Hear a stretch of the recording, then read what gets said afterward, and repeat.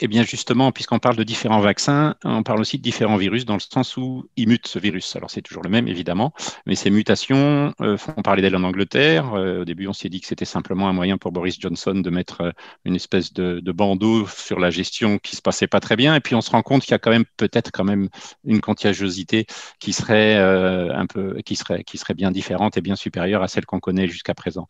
Est-ce que vous pourriez nous en dire un petit peu plus? Et notamment sur les mécanismes de réparation qui, dans l'esprit de certains, et du mien en tout cas, étaient censés nous protéger contre ces mutations trop rapides ou trop fréquentes ou trop dangereuses. Ce qui est clair, c'est que ce virus mute, il a déjà beaucoup muté, il va continuer à muter. Alors, la question, c'est de savoir est-ce que ces mutations sont essentiellement aléatoires, oui ou non.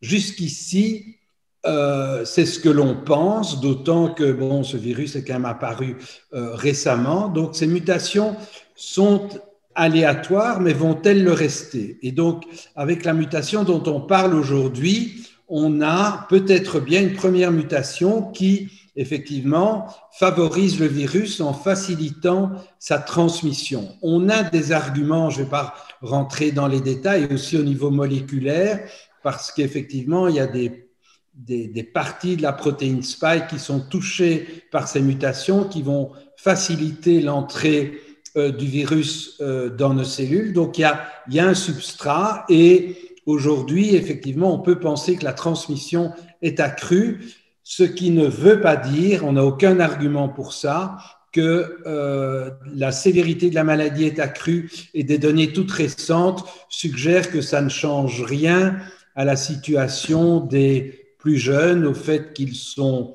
beaucoup moins touchés par la maladie. Et il n'y a pas non plus d'argument pour penser que ce nouveau mutant sera transmis plus facilement par les jeunes. Je parle ici avec beaucoup de prudence, on y reviendra peut-être ultérieurement, parce que je pense que la question des sujets plus jeunes va surgir de façon de plus en plus fréquente et importante à mesure que les vaccins vont être déployés. Ceci dit, il n'est pas dit que les mutations qui vont continuer à survenir au bout d'un certain temps, sans doute de longs mois, voire des années, ne vont pas effectivement favoriser l'émergence de mutants qui, disons, rendent les vaccins et nos réponses immunes, d'une part, et les vaccins moins efficaces.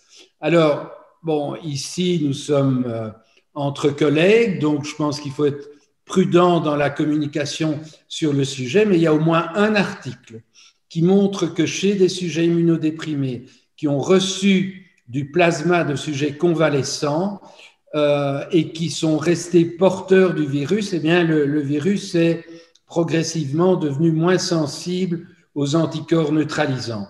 Tout ceci pour dire qu'il est vraiment important que ces vaccins soient développés le plus rapidement et le plus efficacement possible. Et je plaide pour qu'on n'improvise pas quant au schéma de vaccination, parce que ceci pourrait être un facteur qui pourrait effectivement, quelque part, favoriser le virus et l'émergence de souches plus virulentes.